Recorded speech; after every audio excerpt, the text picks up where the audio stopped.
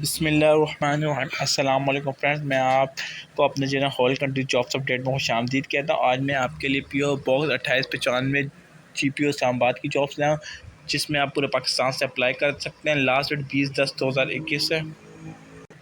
Viewers, ये इसका official advertisement है। जो पहली पोस्ट आई हुई है वाटर रिसोर्सेज PPS 11वें ग्रेड की और प्रोजेक्ट प्राइजर स्पेशलिस्ट की PPS 10 ग्रेड की। एज लिमिट की व्यूअर्स बात कर लें तो पहली पोस्ट के लिए 55 साल है और दूसरी पोस्ट के लिए 50 साल है। व्यूअर्स, अब इसमें अप्लाई का मुकम्मल तरीका बताता हूँ मैं आपको। अब आपने एक CV बनानी है। CV तो हर किसी को बनानी आती होगी, जिसको ना है वो किसी भी कैफ़े सेंटर करीबी चले जाए, वहाँ से आपको बना के दे देंगे। ठीक है व्यूअर्स, अब आपने इसमें एक ब्लू बैकग्राउंड फोटोग्राफ लगानी है। ठीक है, CV पे, और आपने सेंड करना है PO box number 2895 GPO Islamabad.